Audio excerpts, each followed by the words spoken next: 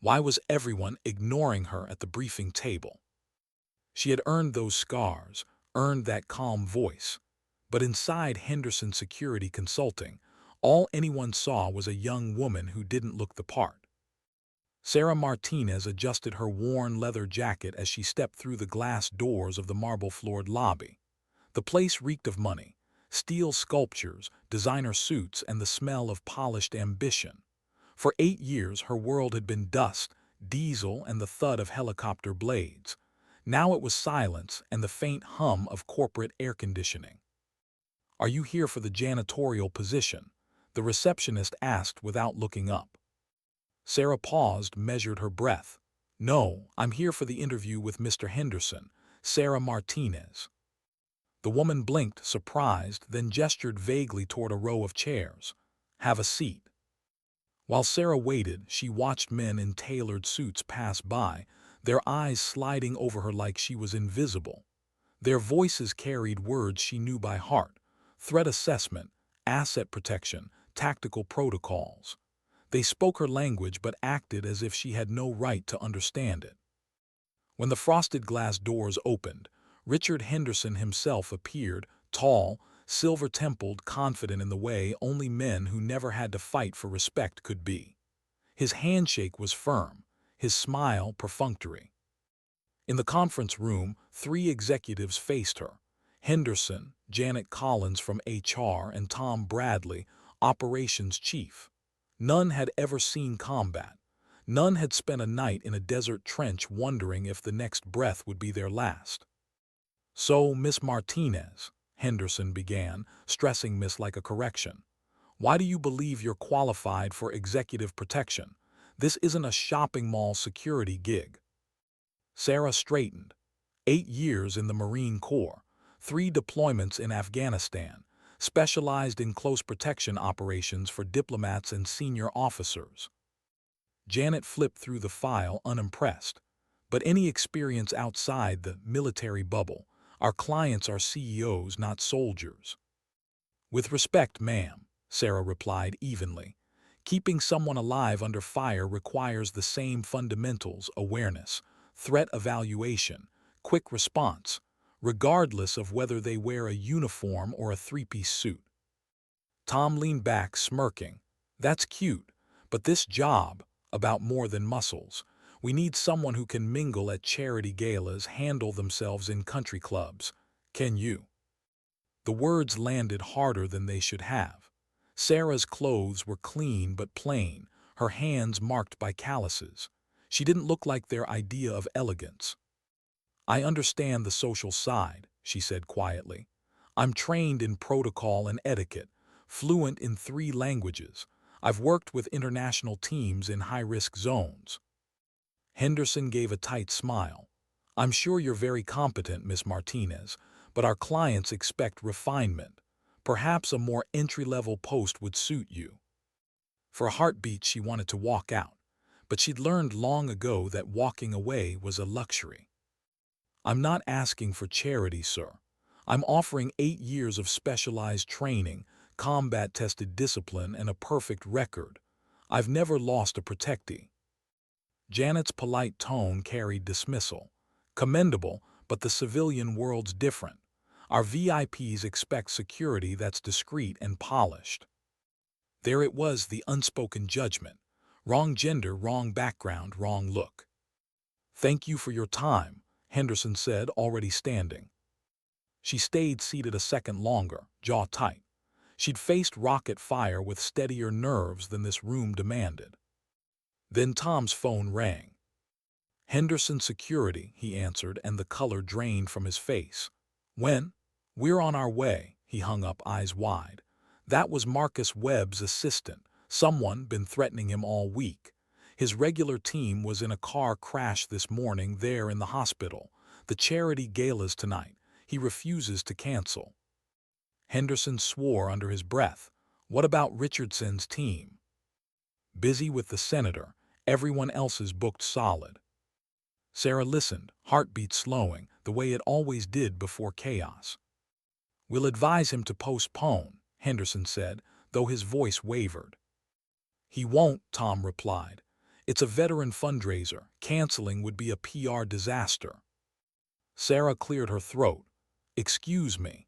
If you need someone experienced in high-threat protection, I'm available. All three turned, startled. Janet gave a small, incredulous laugh. Sweetheart, this is well above your pay grade. Exactly what I did in the Marines, Sarah said evenly.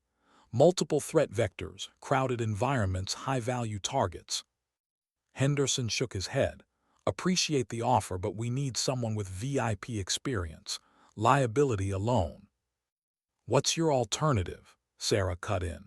You either send someone with 8 years of close protection training, or you tell your client he has none. A heavy silence. Henderson paced, eyes darting between his partners. Webb's account made up 30% of their annual revenue. Losing him wasn't an option. Finally, Henderson exhaled. Fine, but you'll work under direct supervision. One mistake and you're done. A trial run. Understood, Sarah said, hiding her relief. Janet, give her the threat file, Henderson ordered. Tom reluctantly handed over a folder. The threat started Monday. Anonymous calls, you'll pay for your crimes. Yesterday, a dead rat on his windshield with a note, you're next. Sarah scanned the documents. What's the venue security like? Grand View Hotel. Standard protocols, metal detectors, uniformed guards. It's a 5-star place. They focus on comfort, not counter-assault. Guest list. 500 people, business leaders, politicians, media. She recognized several names. Any known disputes with Webb? A dozen, Tom admitted. Failed deals, hostile takeovers, but nothing that usually turns violent. Usually isn't good enough, Sarah said. I need access to floor plans, threat maps, evacuation routes, and the guest entry schedule. Janet checked her watch. The gala starts at 7, it's already noon. Then we'd better move, Sarah replied. The command voice returned, calm, crisp. I'll need a vehicle, comms gear, and emergency response coordination. Tom muttered, she's treating this like a military op. Because that's exactly what it is, Sarah answered without looking back. Someone made a threat. My job is to make sure they can't act on it. Tom tossed her an earpiece and radio. Channel 7, try not to sound like G.I. Jane.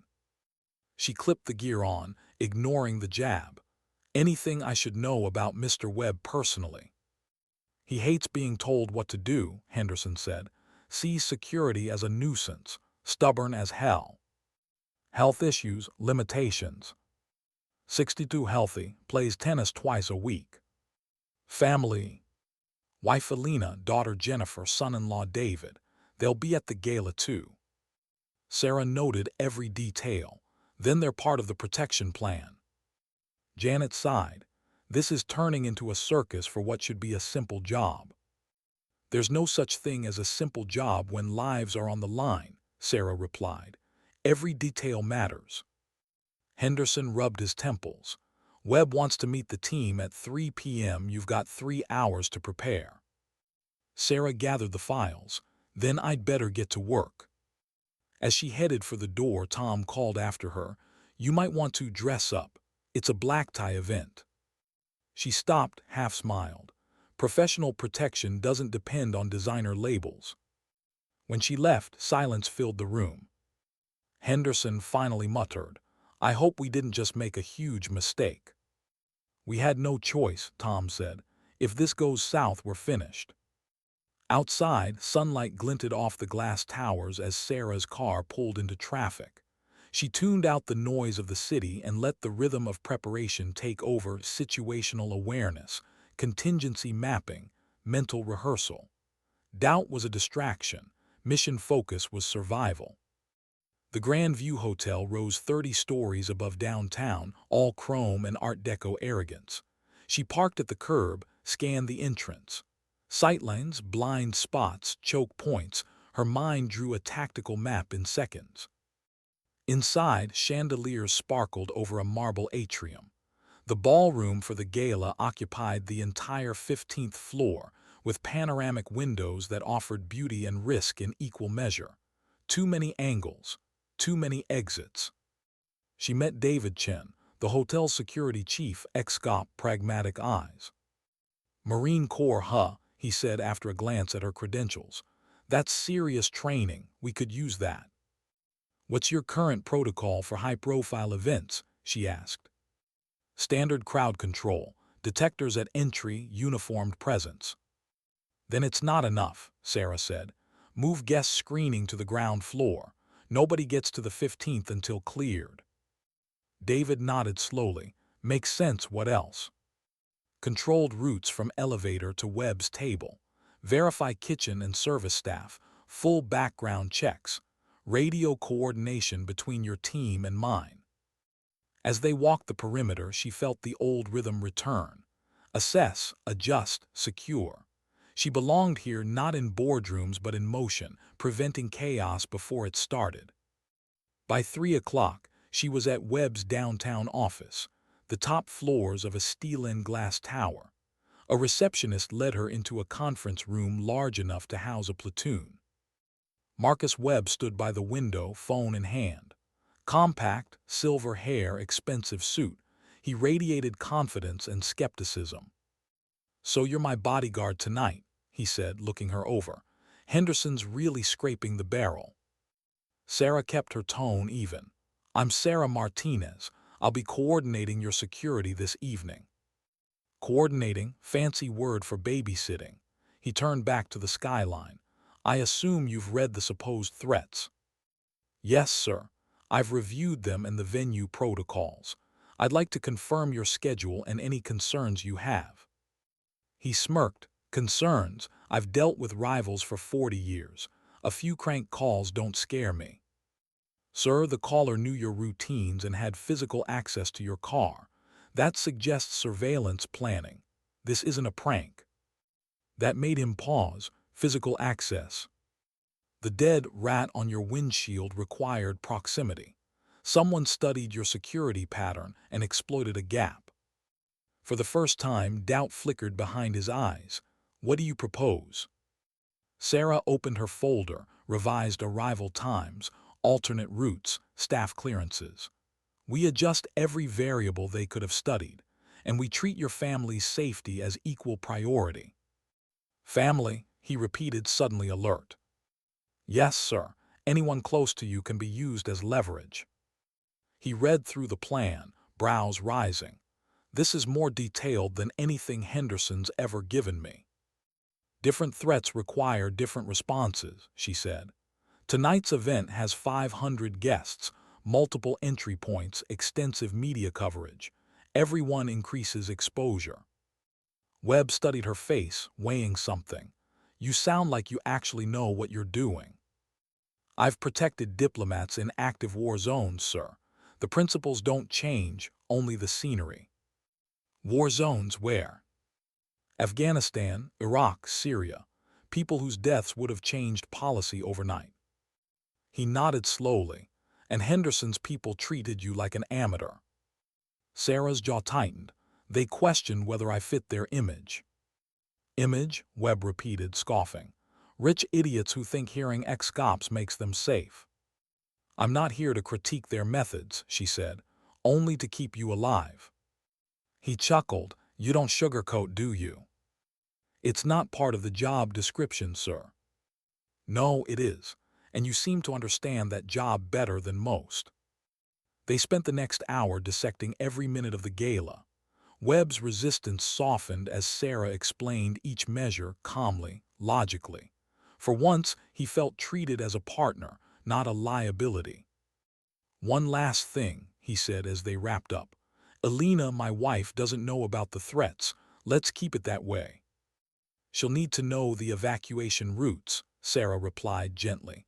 "I can brief her without alarming her." "Fine, call it extra precaution, but downplay it." "Understood." At the elevator, Webb glanced at her. "Mind if I ask something personal?" "Go ahead." "Why'd you leave the Marines? You seem good at it." "I wanted to keep serving, just in another capacity, protecting lives without uniforms." "And Henderson welcomed you with open arms, I'm sure." They had reservations. "Their loss," he said. "You're the first protector who's ever talked to me like an equal, not a target to lock in a box." The elevator chimed. "I'll see you at 18:30 for the pre-event check, sir. Call me Marcus. And Martinez, I have a feeling tonight's going to be more interesting than any of us expect." As the doors closed, Sarah caught her reflection in the mirror. Composed, unreadable, the same face that had stared down insurgents. Yet his last words lingered, more interesting than expected. What did he know that he hadn't told her? Outside, the late afternoon light bled into gold as she returned to her car. Behind the calm hum of the city, something unseen was already moving toward the Grand View Hotel and toward her. She didn't know it yet, but before the night was over, someone would call her by a name she hadn't heard since Afghanistan. A name that carried both warning and respect. Iron Wolf. How do you prepare for danger when no one else believes it's coming? That question echoed in Sarah's mind as she drove toward the Grand View Hotel in the fading light. The city glimmered like a promise, glass towers, traffic streams, the hum of a world convinced that nothing could touch it. But Sarah knew better. Threats never announced themselves. They slipped in quietly, disguised as normal life. She arrived just before 5 p.m. The marble lobby was alive with motion, catering crews wheeling silver trays, florists adjusting centerpieces, hotel staff scurrying like ants before a storm. To everyone else, it was just another glamorous evening. To Sarah, it was a chessboard. Every doorway, every vent, every service corridor, a potential move for an unseen opponent. She greeted David Chen, the hotel's security chief. His radio crackled with overlapping voices, but his eyes were steady. "Agent Martinez," he said, half smiling, "you weren't kidding about running this like a military op." "Better to plan for the worst and be wrong," she replied. "You confirmed the staff IDs." "All cleared this morning. I want them re-verified, everyone, and lock down maintenance access after 6, no exceptions." David nodded. He didn't question her authority, he recognized it. Together they moved through the ballroom, a palace of crystal chandeliers and gold-trimmed balconies. Beneath the beauty lay vulnerability. "Too many entry points," Sarah murmured. "These windows." "Bullet-resistant but not blast-proof," David finished. "Then we keep guests away from the outer perimeter once the event starts. Relocate Webb's table closer to the stage." "Got it." As they worked, her phone buzzed. A message from Tom Bradley. "Status check. Don't overcomplicate things." She smiled grimly. Easy for him to say from behind a desk. By 5:15, Sarah's instincts were firing. Something was off. Too quiet in certain corridors, too much movement in others. A hotel electrician kneeled near the elevators, tools spread neatly on a mat. Routine, except his movements were too precise, too efficient. "David," she whispered, tilting her head, "who authorized elevator maintenance tonight?" He frowned. "Nobody. System checks were done yesterday." Her pulse slowed, the way it always did before things broke apart. "Verify his credentials." David called it in, eyes narrowing. Seconds later, his team replied, "No record of scheduled maintenance. The company on his badge doesn't exist." Sarah's voice dropped to command mode. "Lock the elevators. Send 2 officers to approach, slow, non-threatening. Do not startle him." "You think he's armed?" "I think he's trained." The next moments unfolded like muscle memory. The fake maintenance worker noticed the approaching guards, and something in him shifted. His shoulders squared, his stance tightened. That was the tell. "Stop right there, sir," one of the guards called. The man moved not away, but toward the service corridor. "Runner," Sarah barked into her radio. "All units suspect heading toward kitchen access, possible explosive device." She took off, boots pounding marble, weaving through startled hotel staff. Her hand brushed the concealed pistol under her jacket. The service hallways twisted through the building, narrow, metallic, humming with the sound of compressors. At the far end, the suspect ducked behind stacked crates. Sarah slowed her breathing, weapon low but ready. "Step out slowly," she ordered. Silence, then a voice low, familiar. "Well, I'll be damned, Iron Wolf." Her blood froze. No one had used that call sign in years. The man rose from behind the crates. Older now, hair shorter, eyes still sharp. Derek Hutchinson, former Marine, former brother-in-arms. "Derek," her voice wavered between shock and dread. "What are you doing here?" "Just a contract job," he said with a cold smile. "Nothing personal." "You planted devices, didn't you?" He shrugged. "Business, Sarah, Webb's kind of business." "Don't do this," she said softly. "You're better than this." "Better?" He barked a bitter laugh. "Webb destroyed my brother's company. Jimmy lost everything, and 6 months later he put a gun in his mouth. Webb called it market correction." Grief twisted his features into something feral. Sarah steadied her weapon. "I'm sorry about Jimmy, but killing Webb won't bring him back. You'll only add to the body count." "Body count's already written." His hand twitched toward his jacket. Sarah's voice hardened. "Don't." But the look in his eyes told her it was too late. He drew, she fired. The gunshot thundered through the corridor, echoing off the metal walls. Derek staggered back, collapsed against the crates, blood blooming through his shirt. "Get medics," she shouted into her radio. As she knelt beside him, his breath rattled. "It's not just Webb," he gasped.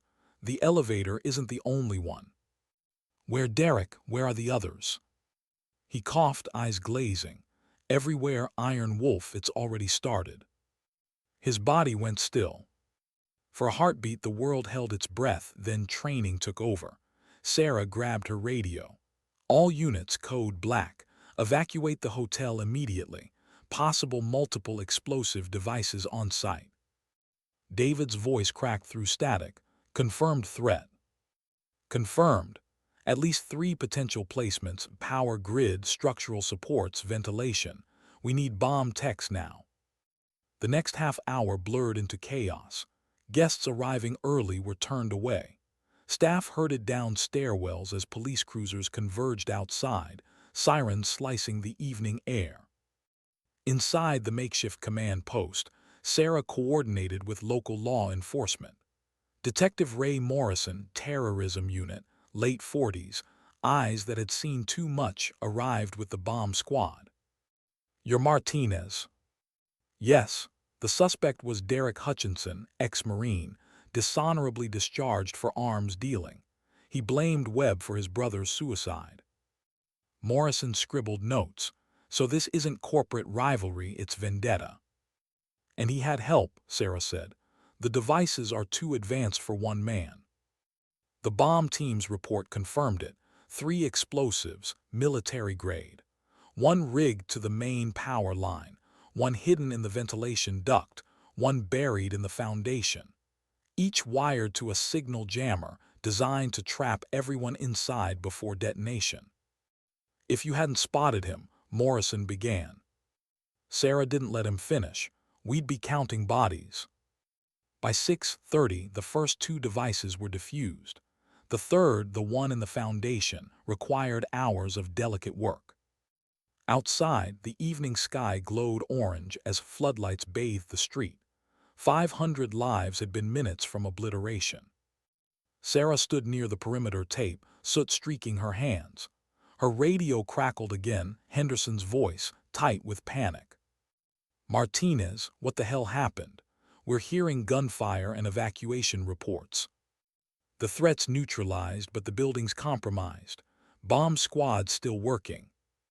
"You canceled the gala. Do you know what this will cost us?"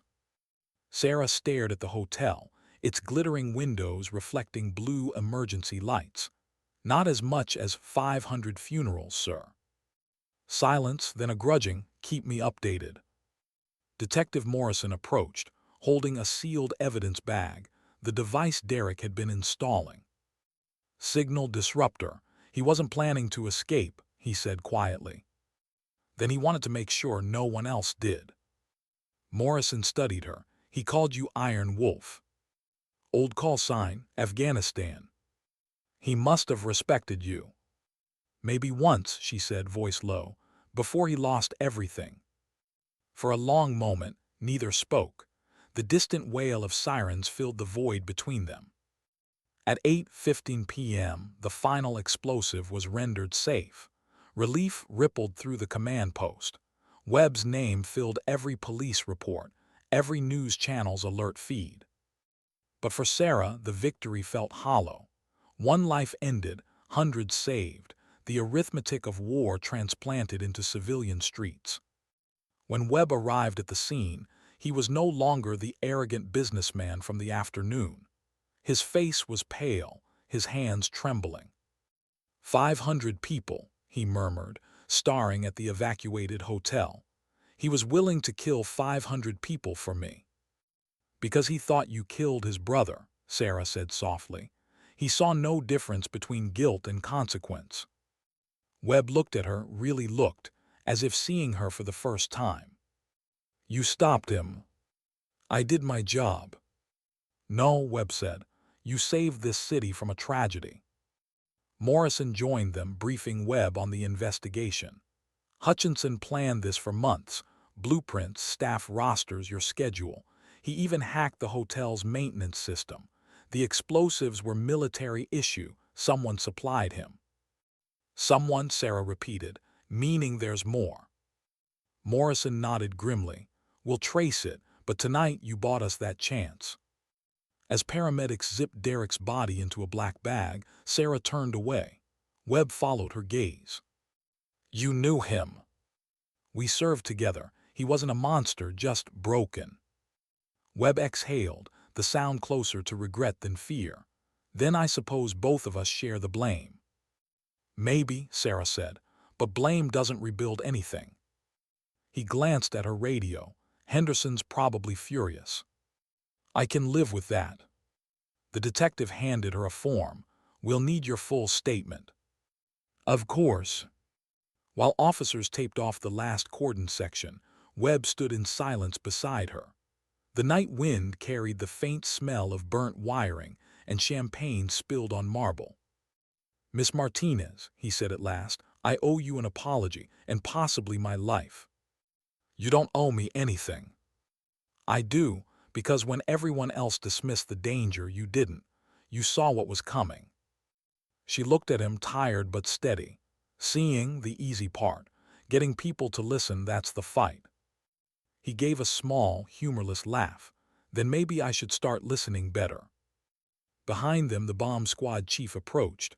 All clear, last device neutralized. The words fell like a benediction. For the first time that night, Sarah let herself breathe. The adrenaline faded, leaving only exhaustion and a strange, quiet ache. Derek's face wouldn't leave her mind. For this conversation is too late, Iron Wolf. He said it like a confession. But what if he hadn't been talking about the bombs? What if he meant something larger, something that hadn't ended with his death? As she watched the hotel's lights flicker back on, she knew the story wasn't over. Because revenge never travels alone. And somewhere in the dark veins of the city, another fuse was already burning. How do you return to normal after stopping a massacre? You don't. You just learn to breathe again, one truth at a time. The Grand View Hotel stood quiet now, bathed in the cold blue light of emergency vehicles. The chaos had settled into aftermath. Reporters gathered like vultures at the cordon line, their camera flashes slicing through the night. Sarah sat at a metal table inside a temporary police command tent. A half-empty cup of coffee cooled beside her untouched. Across from her, Detective Ray Morrison filled out paperwork. His tired eyes flicked up every few minutes, studying her like a puzzle he hadn't solved yet. You did good tonight, he finally said. Sarah shook her head. A man's dead, that's not good, that's survival. Survival's the only reason anyone goes home, Morrison replied. You saved 500 people, Martinez, maybe more. She didn't answer. The words fell flat. In her mind, she still saw Derek's face, the flash of recognition, the moment before the gunfire. He wasn't supposed to be the enemy. Morrison handed her a folder. Bomb unit found 3 devices, all wired with military precision. Whoever supplied him knew their craft. This wasn't one ex-Marine acting out of grief. He had help. Sarah's stomach tightened. You think there's a network? I think this city just got lucky tonight, and luck doesn't last. He paused, studying her again. He called you Iron Wolf. She hesitated. My call sign, Afghanistan. He respected you. Once, she said softly, before the world broke him. Morrison leaned back, rubbing his temples. Tell me something. When you left the service, did you ever think you faced the same kind of war here? She gave a tired smile. The uniforms change, the stakes don't. A knock at the tent flap interrupted them. Henderson walked in, flanked by Tom Bradley and Janet Collins. They looked pale, disheveled executives ripped from their comfort zone and dropped into reality. Martinez, Henderson said, trying to sound authoritative but failing. We've been briefed. The police say you neutralized the threat. I responded to it, Sarah corrected quietly. Neutralization was luck and timing. Tom folded his arms. And gunfire. You discharged a weapon inside a civilian structure. That's liability, Sarah, huge liability. Morrison looked up sharply. She prevented an active terrorist attack. Liability's the least of your worries. Janet spoke, her voice shaking slightly. There are reporters everywhere. The firm's name is all over the news. Then let them hear the truth, Morrison said. If it wasn't for her, this would be a national tragedy. Henderson cleared his throat. Yes, well, good work, Miss Martinez. We'll issue a statement acknowledging your role. Sarah's eyes hardened. You don't have to dress it up, sir. I didn't do it for credit. No, but publicity matters, Tom said. Especially for clients like Marcus Webb. He's furious the gala was canceled. Furious? Morrison's tone snapped. The man's alive because of her. Tom's mouth tightened. And his company's stock just dropped 6 points in after-hours trading. He'll survive financially. Sarah stood slowly, fatigue turning to anger. You're worried about numbers while men are cleaning blood off the service hallway. Henderson raised a placating hand. Let's not get emotional. Her voice dropped to a cold whisper. Emotional is what keeps people alive when logic gets them killed. The detective hid a faint smile. Well said. Before anyone could reply, the tent flap opened again. Marcus Webb stepped inside. The billionaire looked older than he had that afternoon. The lines around his eyes deepened by the weight of what almost was. Henderson, he said flatly, leave us. Henderson blinked, sir. You heard me, you too, Bradley, and you, Miss Collins. They exchanged uneasy glances but obeyed. When they were gone, Webb turned to Sarah. I've just spoken to the mayor and the police commissioner. They told me everything. I'm glad they did, she said. He studied her for a long moment. I owe you an apology, and a great deal more than that. She stayed silent. When we met, I treated you like an amateur, Webb said. But you saw what none of us did. You saw it because you've been there, because you understand what real danger feels like. His words carried something raw, almost vulnerable. I lost sight of that, thought money insulated me from chaos, but tonight proved otherwise. Sarah crossed her arms. What matters is that no one died, except Derek. Webb's expression darkened. Hutchinson. Yes, the detective told me. He blamed me for his brother's suicide. I remember the company, small construction firm. They went bankrupt after losing a contract to one of mine. You knew them. I knew of them, never realized how deep it cut. I built empires on the rubble of competition, Miss Martinez. Never thought the rubble could bleed. He sank into a chair, suddenly looking fragile beneath the layers of wealth.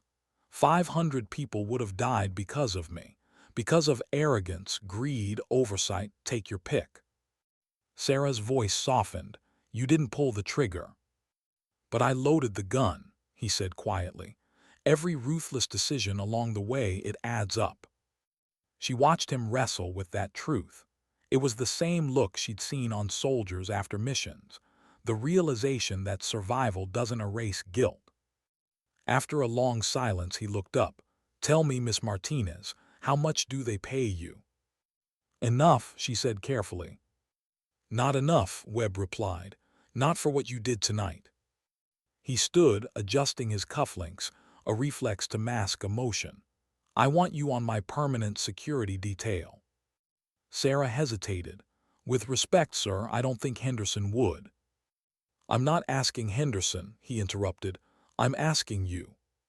Her eyes met his, and if I say no, then I'll fire Henderson's security and find a way to hire you anyway.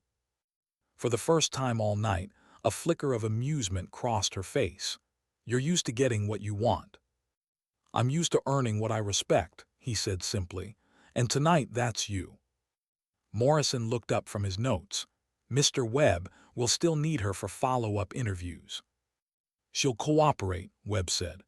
But after that, I expect her working for me, not a company that couldn't see her worth. Sarah said nothing. A part of her wanted to accept, but another part whispered caution. She wasn't done fighting the deeper war yet. Webb must have sensed her hesitation. You don't owe me loyalty, Martinez, just think about it. Real resources, real authority, no one second-guessing you. He turned to leave, then paused. And for what it's worth, Derek called you Iron Wolf for a reason. Maybe it's time you remembered why. When he was gone, Morrison muttered, That's quite the offer. Sarah sighed. It's not the money, it's the message. They doubted me until I bled for proof. Then maybe it's time you stop proving yourself to people who don't deserve it. She smiled faintly. Detective, that might be the first thing tonight I completely agree with. By dawn, the story had exploded across every network. Marine veteran prevents hotel bombing. The Iron Wolf of Henderson Security. The nickname spread faster than fact. By breakfast, Sarah's phone was flooded with messages, some from former comrades, others from strangers thanking her for what she'd done. She didn't reply to any. Words couldn't compete with the exhaustion that sat heavy in her chest. At 9 a.m., she arrived back at Henderson Security for debriefing. The marble lobby looked the same, but the eyes that met hers were different now, curious, cautious, a little afraid. Janet greeted her with forced cheer. Sarah, the board wanted to thank you personally. I'm not here for thanks, she said. I'm here to submit my report. Henderson emerged from his office, tie loosened, pride wounded. Martinez, before you say anything, I owe you an apology. You don't owe me, sir. You owe the people who almost died because you underestimated me. He swallowed hard. Fair enough. Webb's already called. He wants to retain you exclusively. I told him you're under contract with us. I'm not, she said flatly. You made that clear yesterday. Tom Bradley stepped forward. Let's not be rash. We can make it right, promotion, raise, title. Sarah cut him off. You can't promote respect. You either give it or you don't. She handed Henderson the completed incident report. That's everything you need for insurance and legal coverage. I'll finish the police statements with Morrison this afternoon. Sarah, Henderson said quietly, don't walk away like this. She met his gaze, calm, steady. I didn't walk away, sir. You never let me in. And with that, she turned and left. Later that afternoon, Sarah sat in a small café across from the police precinct. The chaos of the previous night still buzzed in the city air, but inside it was quiet, the kind of quiet that let the truth finally sink in. Detective Morrison joined her with 2 coffees. Bomb Squad traced the materials, military grade, tracked through a black market broker we've been chasing for months. Linked to Derek. Indirectly. Looks like a supply chain, veterans gone rogue, maybe even a domestic terror network. Sarah's expression darkened. Then Derek wasn't the end, he was the beginning. That's my fear, Morrison said. And that's why I'm glad you're not tied down to Henderson anymore. I could use someone who understands how these people think. She raised an eyebrow. Are you offering me a badge? Not quite, but I can loop you into the task force as a consultant. You have instincts we don't. Sarah considered it. The idea of working beyond boardrooms and contracts, back where her instincts belonged. Before she could answer, her phone vibrated. A message, unknown number. One sentence. The next mission of Iron Wolf begins tomorrow. She stared at the screen. Morrison noticed her expression. Something wrong. Maybe, she said slowly. Or maybe someone's just reminding me that peace doesn't last. He frowned, threat. Not yet, but I'll find out. As the sun dipped behind the skyline, Sarah looked out at the city she'd just saved. A city that didn't even know how close it had come to ruin. Heroes weren't made in explosions. They were built in moments like this, when the applause faded and the weight of survival settled in. Sometimes victory wasn't loud. Sometimes it whispered. And tonight it whispered through her own voice, quiet but certain. Stay ready, Iron Wolf. The world still needs you. Who sends a message like that? The next mission of Iron Wolf begins tomorrow. To someone who barely escaped a war she didn't start. That question refused to leave Sarah's mind. She'd faced enemies before. But this felt personal. The next morning, the city looked deceptively calm. Sunlight glinting off wet streets. Newspaper stands shouting her name like a brand. Iron Wolf saves 500 lives. From Afghanistan to downtown hero. Strangers smiled as she walked by, some even stopped to shake her hand. But behind every kind word, Sarah saw something else, the fleeting gaze that said celebrity, not soldier. Fame was just another disguise, and she'd learned long ago that what people celebrated one day, they doubted the next. At 9:00 a.m., she met Detective Morrison again at the precinct. He looked like he hadn't slept. A wall of photos and evidence maps filled his office, red strings connecting names, places, explosions. Morning, Iron Wolf, he said, half a smirk hiding genuine respect. Don't start, she replied. That name was supposed to stay buried. Yeah, well, try telling the media that. They love it. Then they can have it, she said quietly. I'm done living in war stories. He gestured to the evidence board. Afraid war, not done living with you. Sarah's gaze followed the map, faces of former soldiers, arms dealers, corporate executives. You think Derek was part of something organized? Not just organized, funded. Look here. Morrison tapped a photo of a warehouse in Nevada. This facility was raided by federal agents last month. They found identical explosive components, same manufacturing marks, all traced to one distributor, Wolfbane Systems. Wolfbane, she frowned, never heard of it. Private defense contractor. On paper, they do logistics for the government. Off paper, they sell leftover military tech to anyone with money. Sarah's jaw tightened. So Derek wasn't acting out of grief, he was recruited. Looks that way. She exhaled slowly. And the message I got this morning. Morrison raised an eyebrow. Still on your phone. She showed him the text. His eyes narrowed. Untraceable number, encrypted sender line could be connected. Could be, she echoed, but the pit in her stomach said was. Morrison leaned against his desk. Martinez, this isn't your fight anymore. You did your part. Let us take it from here. She looked at him, steady, unreadable. Detective, you've seen how well the system handles things like this. Bureaucracy's not faster than vengeance. Neither are ghosts, he warned. I'm not chasing ghosts, she said softly. I'm following trails. He sighed. You never really stopped being a Marine, did you? Sarah smiled faintly. No one ever does. By noon, she was back in her small apartment, a quiet, sparse place filled with memories she didn't like to unpack. Her service medals sat in a shoebox under the bed. The walls were bare except for one photo, her old unit in Afghanistan. 12 faces, only 6 still alive. She opened her laptop and began digging into Wolfbane systems. Layers of shell corporations, offshore accounts, false board names, a fortress of paperwork. But beneath the surface, something pulsed. One name repeated across multiple documents: Henderson Security Consulting. She froze.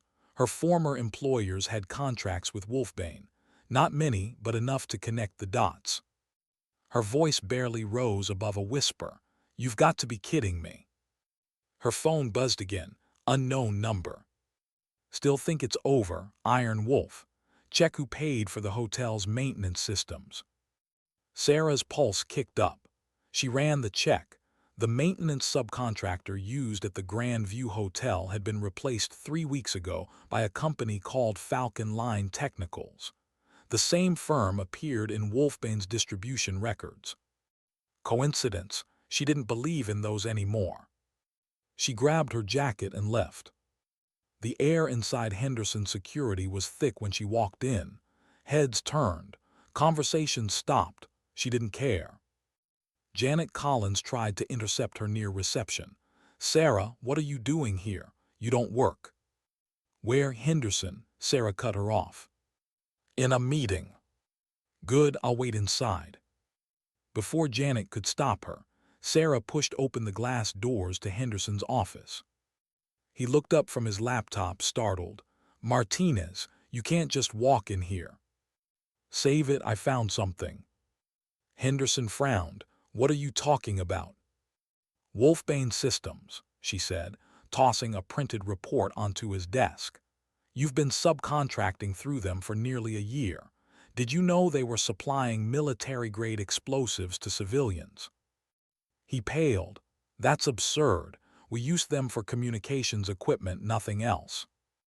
"Then explain this." She slid a copy of the maintenance records forward. Falcon Line Technicals. They handled the hotel's security systems. Guess who owns Falcon Line? Wolfbane, the same people who armed Derek Hutchinson. Henderson's jaw tightened. "You're suggesting we had something to do with." "I'm suggesting someone inside your network either looked the other way or got paid to do it." Tom Bradley appeared at the door, uneasy. "What's going on?" Sarah turned to him. "Tell me something, Tom. Who recommended Falcon Line for the hotel job?" He hesitated. "I did. They were vetted. Standard background check." "Then your background checks are garbage." "Watch it," he snapped. "You can't just storm in here and—" "I can when your company's negligence almost got 500 people killed."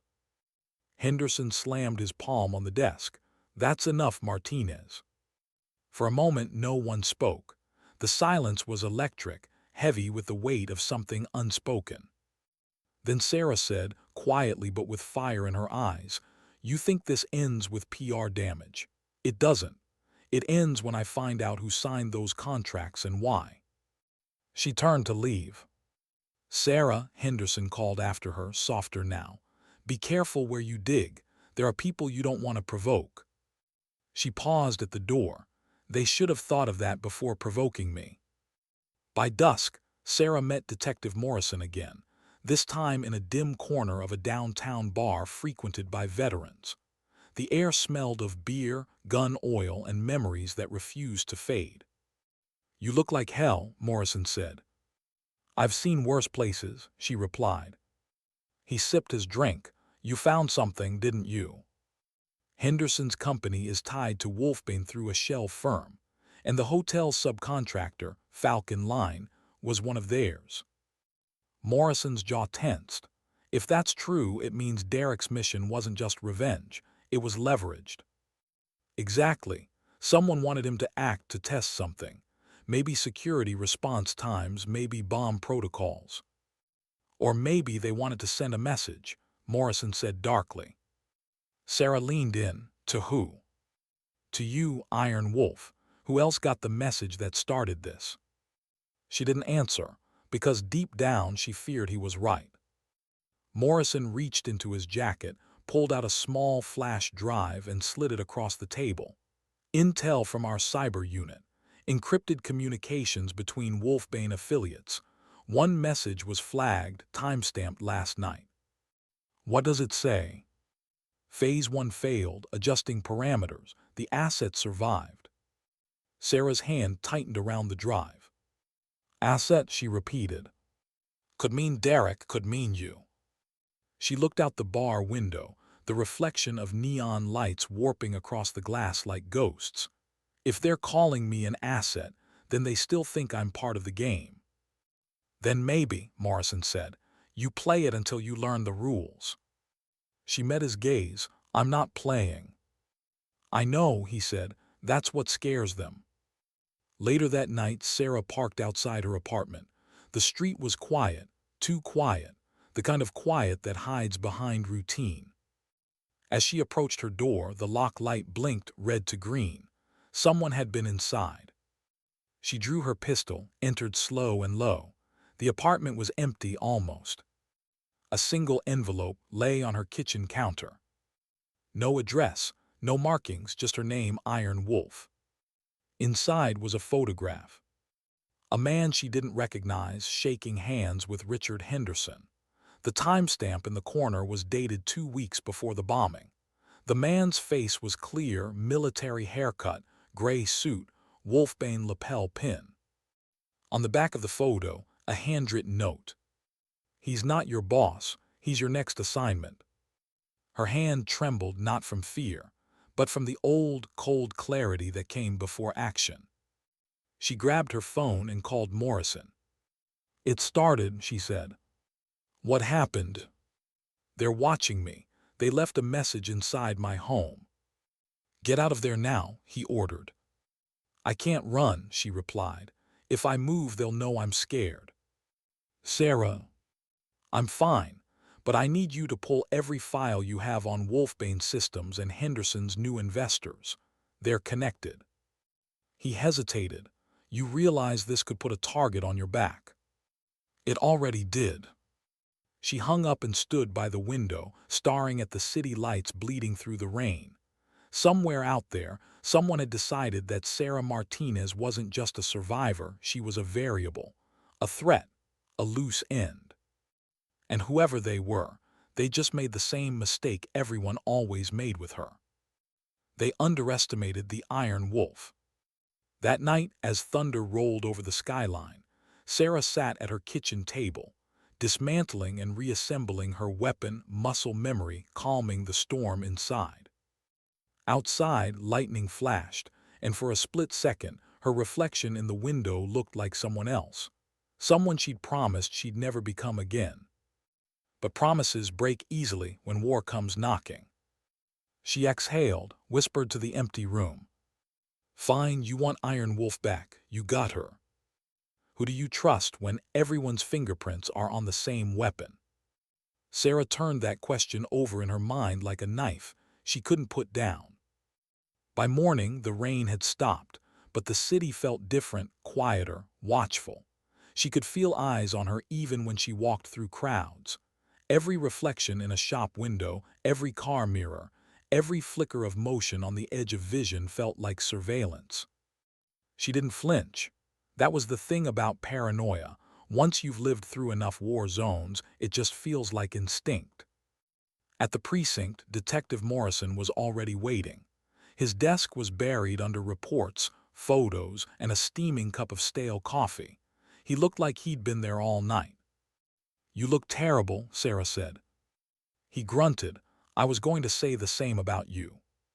He slid a file across the desk. We dug into Wolfbane's structure. You were right, they're dirty top to bottom.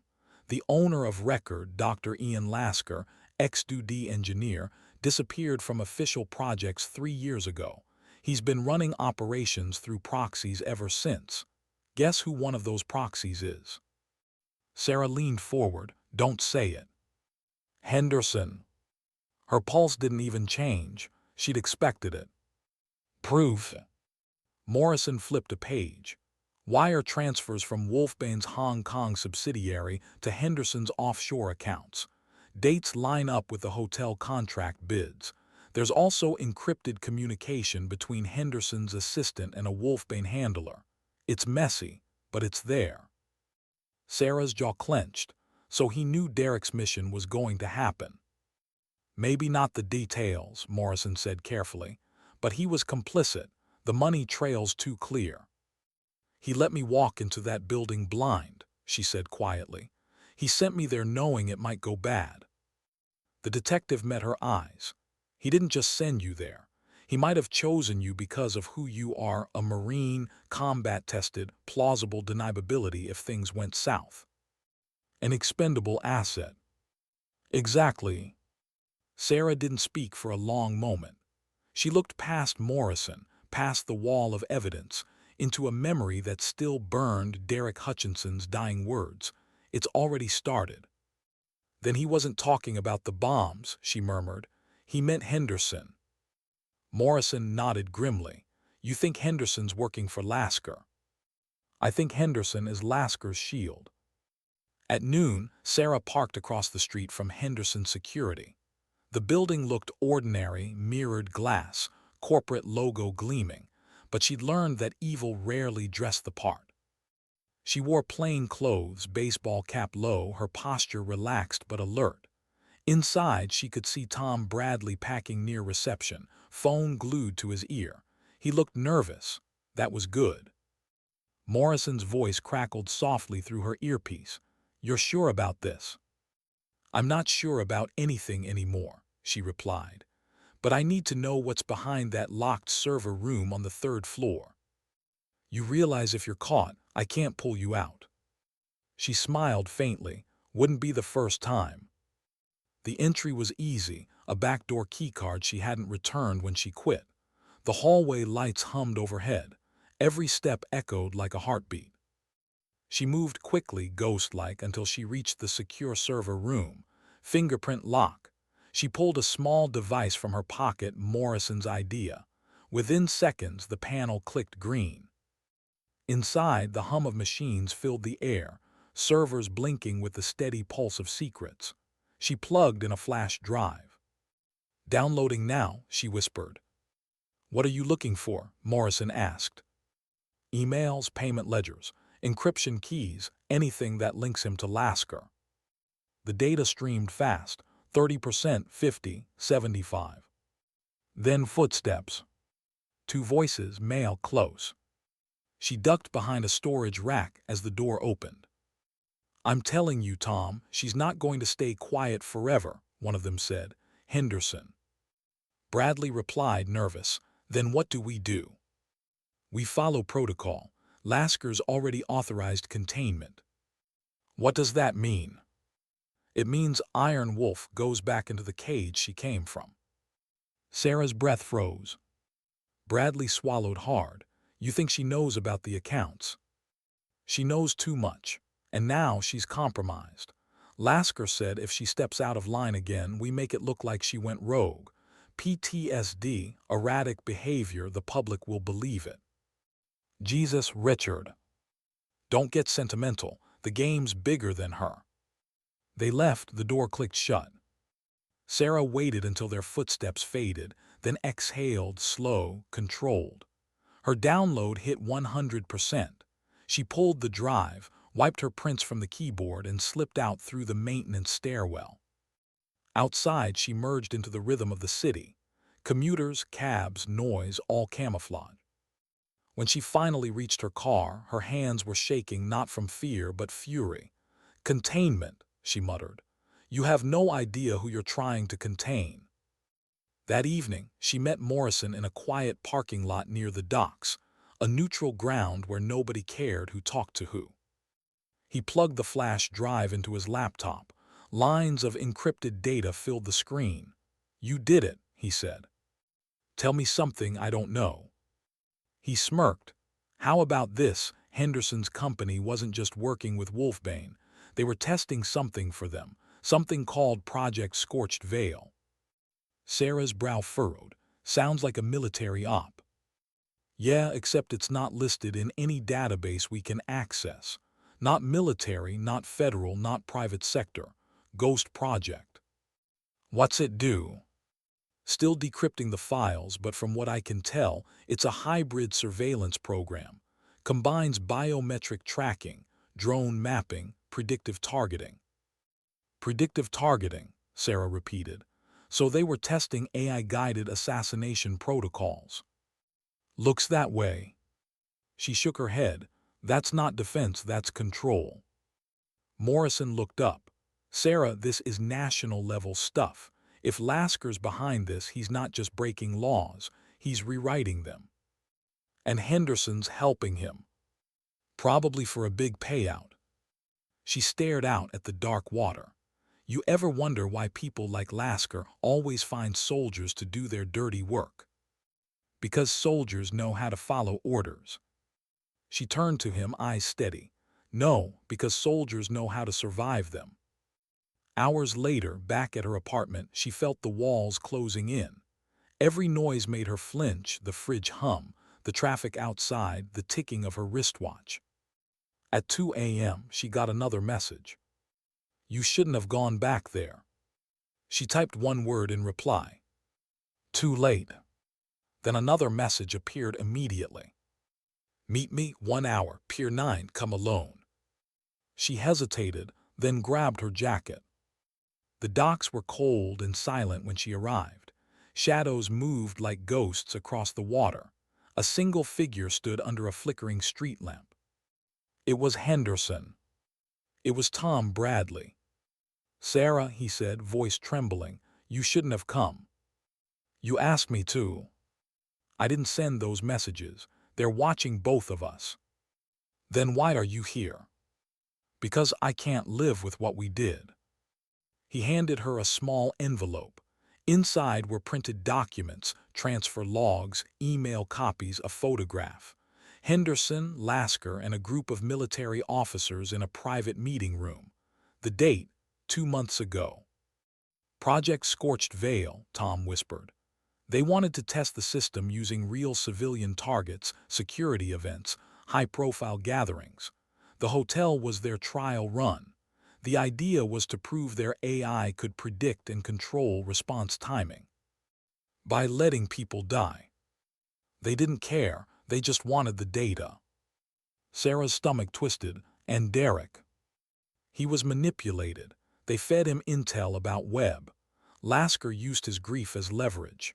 When he acted, they logged every move, how fast he set up, how long until detection, what kind of response you lead. Response I'd lead, she said sharply. He nodded. They inserted you deliberately. Henderson picked you because of your record. Lasker wanted you in the field, a variable to measure human unpredictability. Her mind reeled. Every instinct, every action, every life saved, all part of an experiment. They turned me into data, she whispered. They turned us all into data, Tom said. I tried to stop it, but Lasker threatened to expose my family. The shot cut him off. A sharp crack in the night. Tom's body jerked, then crumpled to the ground. Sniper! Sarah dove for cover behind a crate as another bullet tore through the air, splintering wood inches from her head. She rolled, drew her weapon, scanning the rooftops. Nothing but rain and darkness. Then a flash, one rooftop over, muzzle glare. She fired 3 quick shots, silence. When she crawled to Tom, he was still breathing barely. His hand found hers. In the envelope, he gasped. Drive to Morrison. Then his hand went limp. Sarah pressed her palm to his chest, no pulse. She closed his eyes. You tried, Tom, that's what matters. Sirens wailed in the distance. Someone had called it in. She grabbed the envelope and disappeared into the night. Half an hour later, she reached Morrison's safe house, a dim apartment above an old bookstore. He opened the door, eyes wide. What the hell happened? Bradley's dead, sniper. He gave me this before he went down. Morrison scanned the papers. Holy hell, this is enough to bring down half the defense sector. Not if they find us first, Sarah said. He looked up. Then what's the move? She holstered her weapon. We go on offense. Against who? Against the people who think Iron Wolf is still just a soldier. Her eyes were cold, unblinking. It's time they learn she's the hunter now. What's the difference between justice and revenge? And when does one turn into the other? That question haunted Sarah as dawn bled through the blinds of Morrison's safe house. The light cut across the table where pages from Tom Bradley's envelope lay scattered. Documents stamped confidential, redacted paragraphs, signatures of men who'd built empires on blood. Morrison sat across from her, eyes red from sleeplessness. Every page I read makes this worse. Sarah leaned back, arms crossed. Start talking. He tapped a document. Project Scorched Veil wasn't just a weapons system. It's an algorithmic warfare experiment.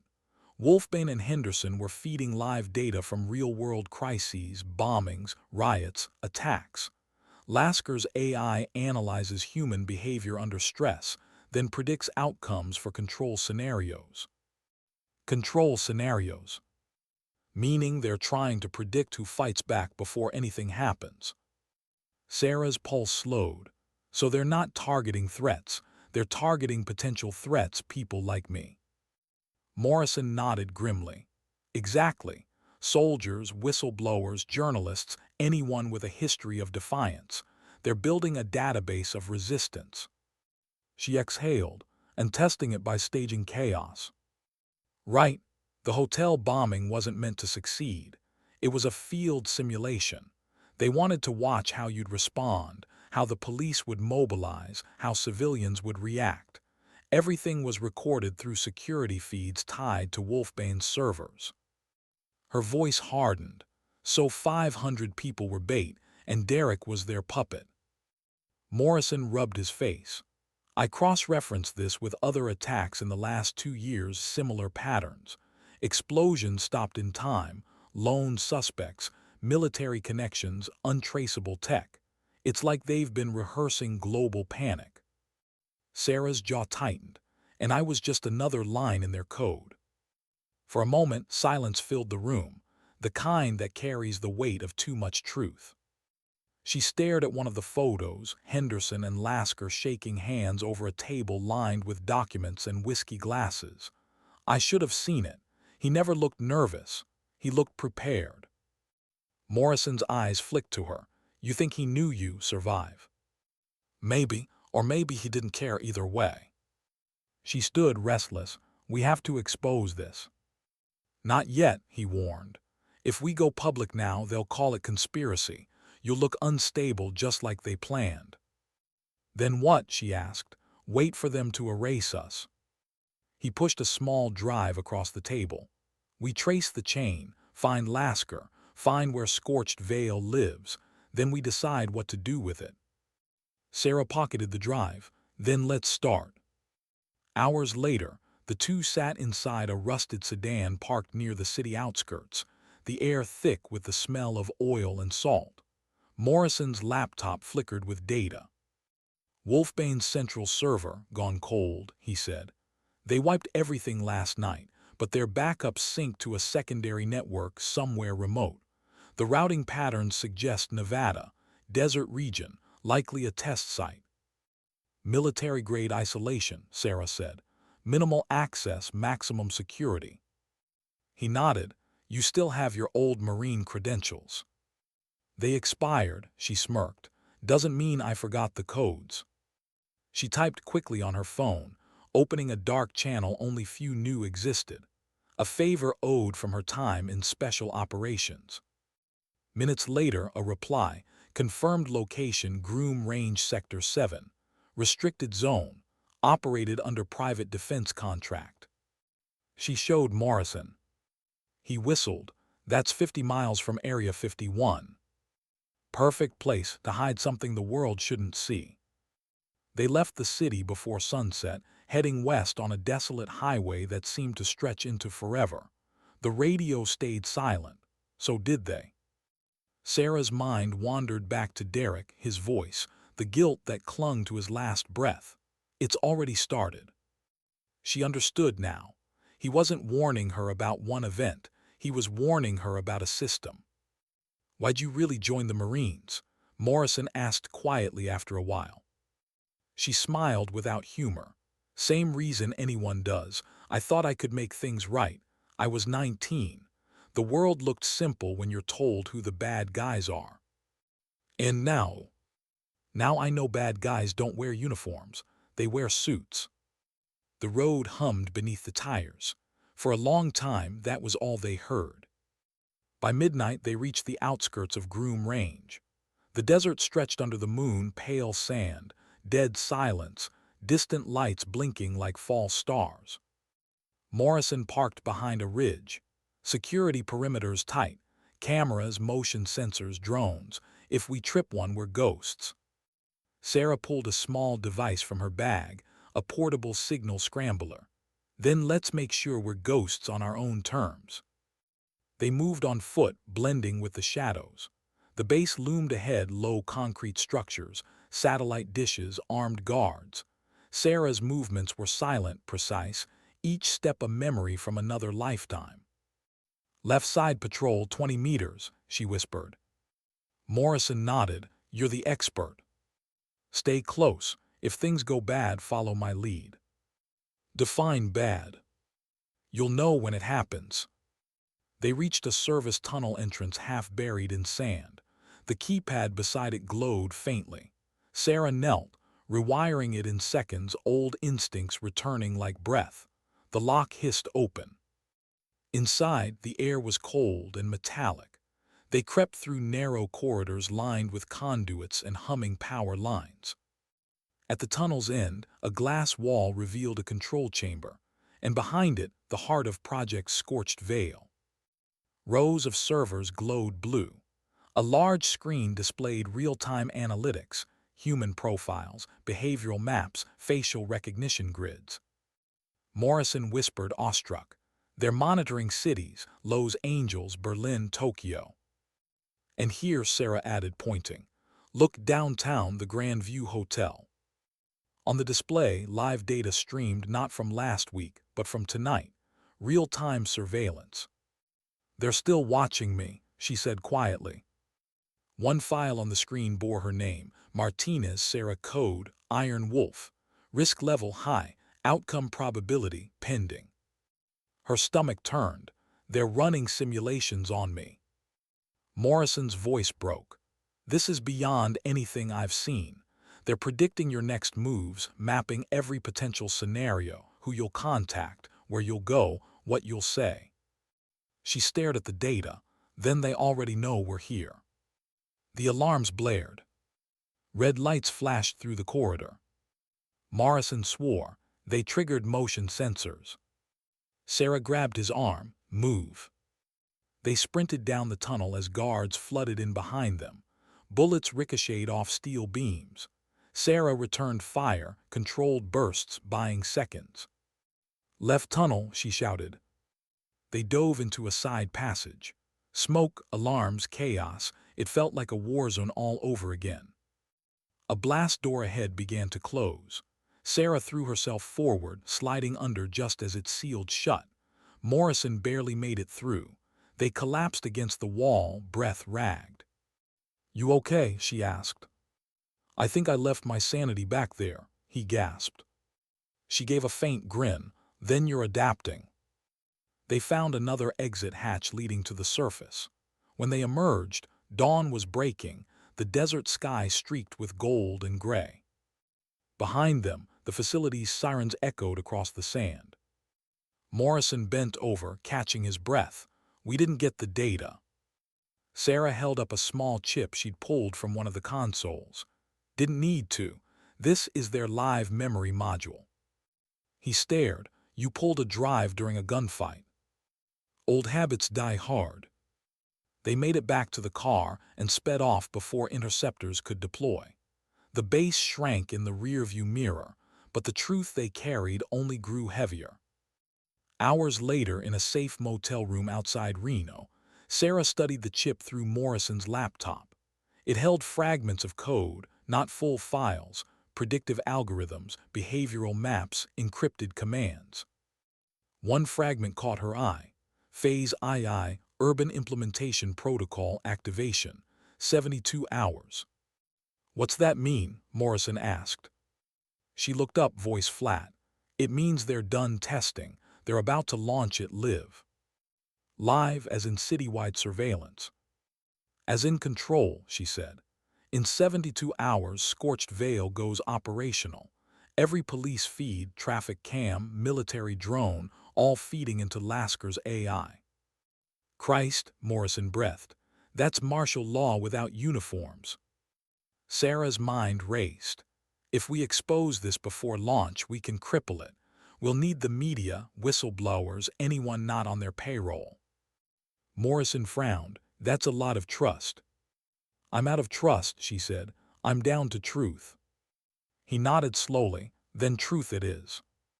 She stared at the screen one last time, her name flickering among thousands of others marked monitored. For years, she'd thought her war ended overseas. Now she realized it had only changed continents. This isn't about Iron Wolf anymore, she said softly. This is about every person they think they can control.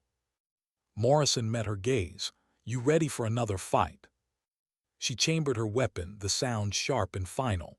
No, I'm ready for the last one. That night, as the city lights shimmered beyond the motel window, Sarah sat in silence, the kind that comes before a storm. For the first time in years, she allowed herself a flicker of fear, not for her life, but for what was left of her humanity. Because fighting monsters had never scared her. Becoming one had. She closed her eyes and whispered to the darkness. If I have to burn the veil to see the truth, so be it. How much truth can one person carry before it crushes them? That question followed Sarah like a shadow as she stared out at the dawn from their motel window. The world outside looked the same, cars, commuters, news headlines scrolling across screens, but everything had changed. In 72 hours, Project Scorched Vale would go live. An invisible hand would begin pulling strings inside every system that claimed to protect people, and no one would even know. Morrison sat at the small table scrolling through the stolen data. His face was pale in the glow of the screen. It's everywhere, Sarah. Airports, police servers, telecom grids. They've embedded code into every major infrastructure. Lasker, been prepping this for years. Sarah's eyes didn't move from the horizon. How long until the world figures out they've lost control? 3 days, maybe less. She turned slowly. Then we make sure they never get the chance to flip the switch. He rubbed his temples. We can't just walk into a federal facility and pull a plug. The second we hit their system, we're flagged as enemies of the state. Then we don't walk in. Her voice was calm, precise. We get someone already on the inside to pull it for us. Morrison frowned. You have someone in mind. Sarah hesitated. There's a name on the data logs, Major Evelyn Rowe, Cyber Defense Division.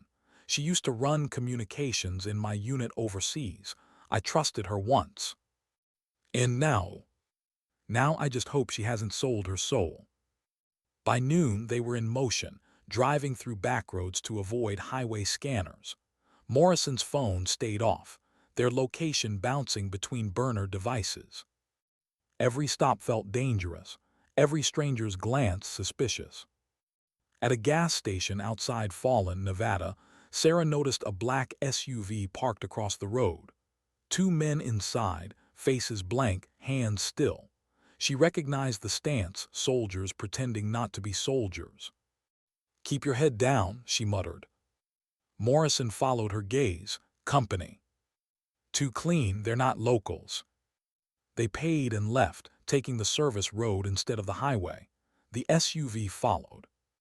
5 minutes later, Sarah slammed the brakes, spun the wheel, and stopped broadside across the dirt road. Morrison barely had time to react before she stepped out, pistol drawn, stance steady. The SUV screeched to a halt. 2 men climbed out, weapons low but visible. Sarah Martinez, one called. Put the gun down, you're interfering with a national operation. She didn't move. Whose operation? Department of Defense under Director Ian Lasker. You're under detainment. Funny, she said. Didn't know the duty hired mercenaries. The man's eyes twitched, just enough to confirm it. Last warning, he said. You have no idea what you're involved in. Oh, I do, Sarah replied softly. That's why you're afraid. They drew first. She fired second. The firefight was fast, brutal, efficient, no wasted shots. Morrison hit the dirt covering her flank. When the dust cleared, both operatives were down, their SUV riddled with bullet holes. Sarah reloaded, breath steady. They'll send more. Then we better not be here when they do. They grabbed the agents' phones and drove north, switching vehicles twice before nightfall. In a deserted diner off Route 95, Sarah finally reached out to Evelyn Rowe. Her old friend's voice came through the encrypted line, sharp, alert, older but unmistakable. Martinez, I thought you were out of the game. I was, but something dragged me back in, something called Project Scorched Veil. Silence, then, you shouldn't have said that name on this channel. It's already too late, Sarah said. Lasker, about to go live with it. I know, Rose's tone changed heavier. We've been tracking the uploads. It's not just domestic. They're connecting it to allied networks. Once activated, it becomes self-learning. So it won't stop at one country. No, it'll adapt, replicate, override. And when it does, there's no shutting it down. Sarah's voice lowered. Then we need to stop the launch. Rowe hesitated. You're asking me to commit treason. I'm asking you to remember who you used to be. There was a pause, the kind filled with years of shared memories, battles, laughter that had long since turned to silence. Finally, Rose said, there's a data relay hub in Sacramento disguised as a cyber defense monitoring station. It's one of 3 central control points for Scorched Veil's neural core. If you can reach it, I can patch in from my side and corrupt the activation code. Location. I'll send coordinates. But Sarah, once you're in, you'll have maybe 15 minutes before their systems isolate you. That's all I need. Martinez. What? Rose's voice softened. You don't have to die fixing their mess. Sarah smiled faintly. Then I guess I'll just have to live fast. They reached Sacramento before dawn. The air was cool, damp with fog. The facility looked ordinary, a low building wrapped in chain-link fence, no markings, no flag. Morrison parked 2 blocks away. You sure she's on our side? No, Sarah admitted, but we don't have time to be sure. They breached the perimeter silently, cutting through the fence, disabling a camera. Inside, rows of humming servers cast a ghostly blue glow. Morrison began setting up the link. Okay, we're in. I'll start decrypting the access port. Sarah scanned the hallway, weapon ready. Keep it quick. Rose said we have 15 minutes. Static crackled in their earpieces, Rose's voice. I'm in position. Begin upload sequence on your end. Morrison typed rapidly. Initiating handshake protocol connected. You're clear, Major. The server lights flickered. For a moment, it felt like it might actually work. Then the alarms erupted. Hostile access detected. An automated voice boomed. Security lockdown in 30 seconds. Damn it, Rose shouted. They've rerouted the code. Someone's inside your network. Lasker, Sarah muttered. He's watching. The building shook as a black van screeched to a stop outside. Armed men poured out, storming the entrance. Sarah, Morrison yelled. They're coming in hot. Finish the upload, she ordered. She took position at the doorway, firing controlled bursts. One guard went down, another ducked behind cover. Bullets tore through drywall, sparks flying. Rose's voice crackled through the noise. We're at 60% upload. Faster, Sarah shouted, reloading. Morrison ducked behind the console. I'm trying. They've got counter-encryption running. 75%, Rowe called. Sarah stepped out, dropped 2 more hostiles, then took a hit, grazing her arm. She gritted her teeth, blood dripping onto the floor. Morrison. 90%. Another explosion shook the corridor, tear gas flooding the room. Sarah coughed, vision blurring. You're out of time. 98. A single bullet ripped through the laptop, shattering the screen. Sparks flew. Morrison cursed. It's dead, upload terminated. Rowe's voice broke into static. Sarah, can you hear me? Copy, she said, coughing. We're compromised. I can't reinitiate the sequence remotely. They're locking us out. The gunfire outside grew louder. Morrison looked at her, terrified, desperate. We can't win this firefight. No, she said quietly, but we can still win the war. She ripped the damaged hard drive from the console and stuffed it into her vest. Go. Sarah. Go, she shouted. Morrison hesitated only a second before running toward the emergency exit. Sarah covered his retreat, her shots echoing through the smoke. When the corridor fell silent, she limped toward the main control terminal, blood on her sleeve, determination in her eyes. The core was still active, pulsing like a heartbeat.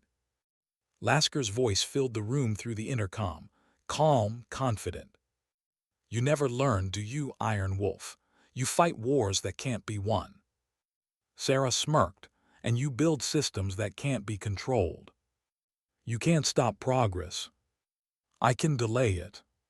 She pulled a grenade from her belt, EMP model, short range, high yield. You won't make it out alive, Lasker warned. Wasn't planning to. She armed the device and dropped it at the base of the core. The explosion was silent, a pulse of blue light that swept through the servers like a ripple through water. The hum died. The lights flickered and went black.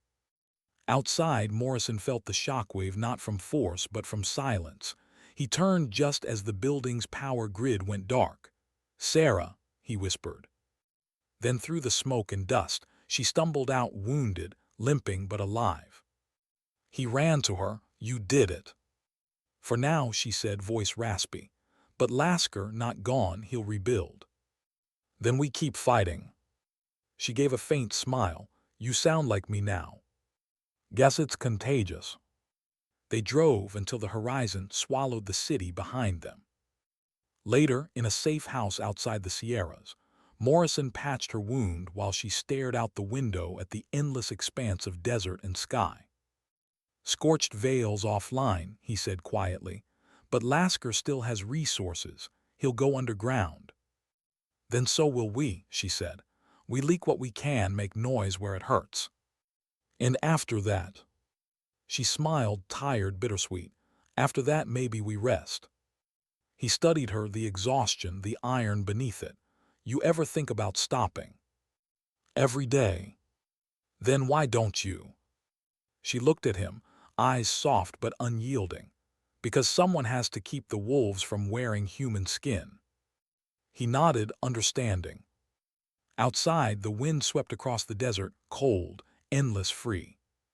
Sarah exhaled, watching the horizon fade into gold. The world wasn't saved. Not yet. But for the first time, she'd given it a fighting chance.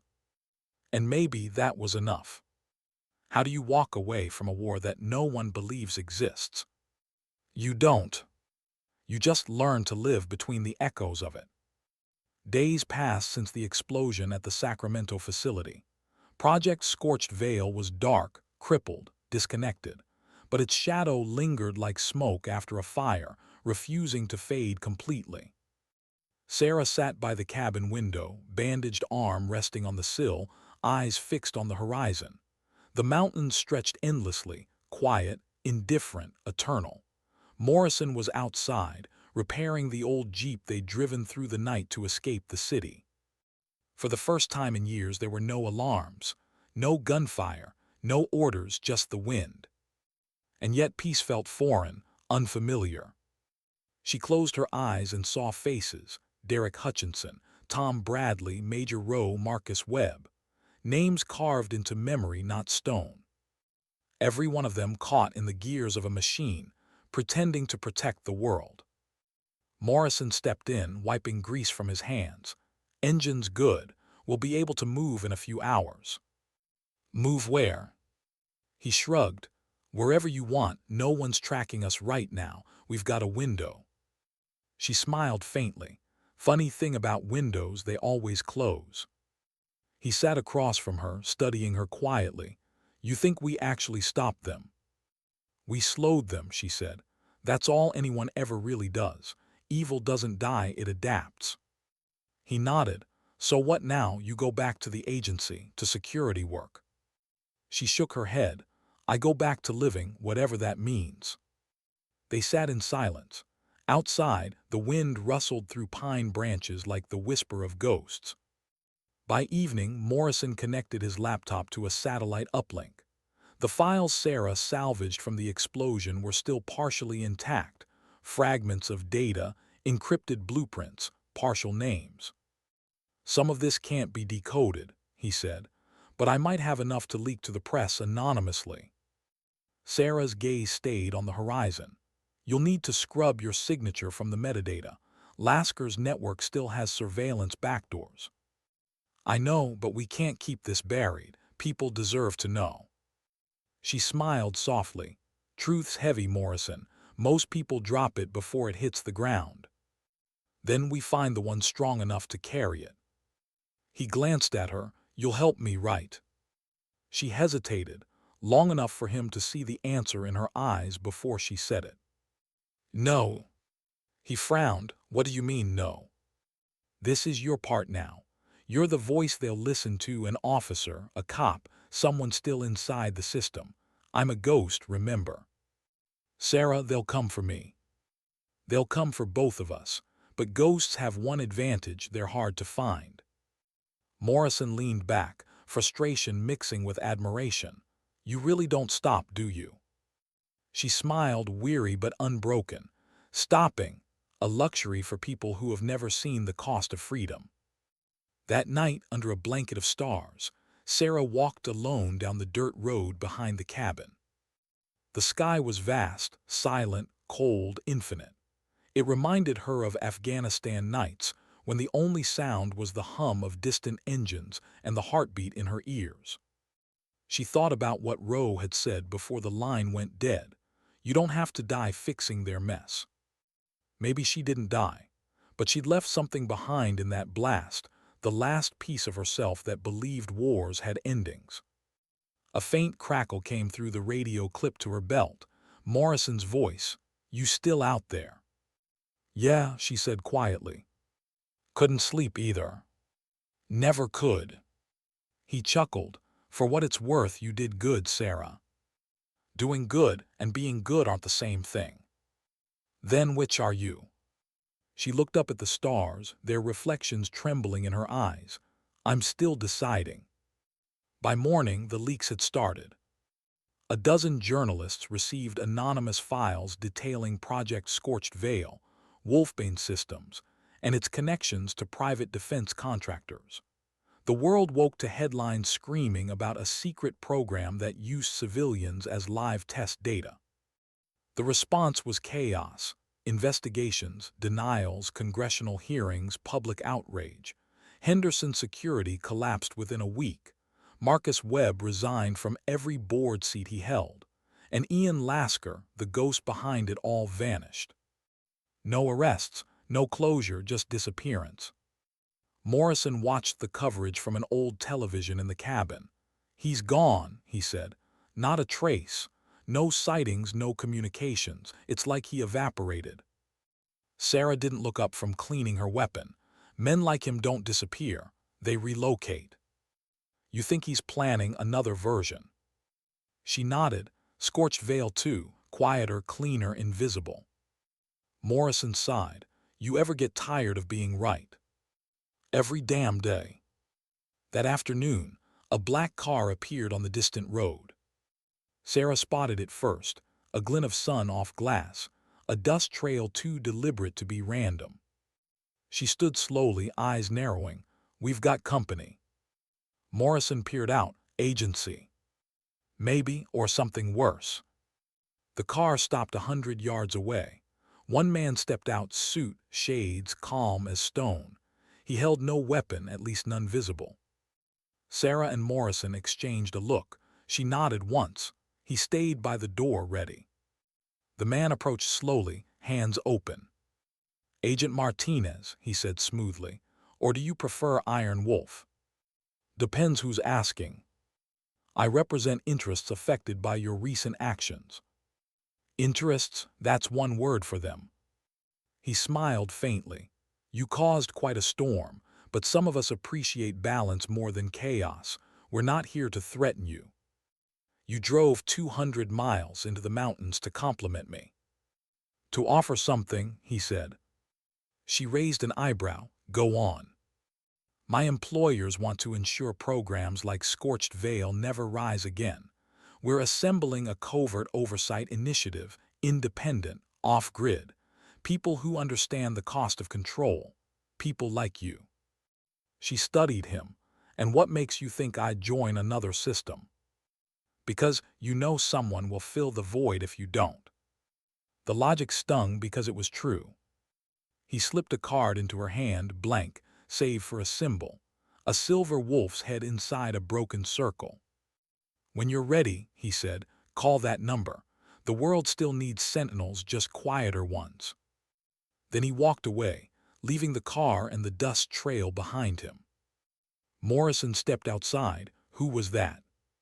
"Another war recruiter," she said. "They always sound like peacekeepers." "You thinking about taking it?" She looked at the card, the symbol catching the sunlight. "I'm thinking about how peace never comes without a price tag." That night, Morrison found her sitting on the porch, the card lying on the table beside her. He poured 2 cups of coffee and sat down. "You know, for someone who hates the spotlight, you've become a legend." She smirked. "Legends are just stories people tell because they don't want to face the truth." "Which is?" "That heroes don't win. They just hold the line long enough for someone else to take their place." He nodded slowly. "Maybe that's enough." "Maybe," she said, "or maybe it's just survival." They sat in silence, the kind that says everything words can't. Before dawn, Sarah packed her gear. Morrison woke to the sound of zippers and boots on the wooden floor. "You're leaving," he said, not asking.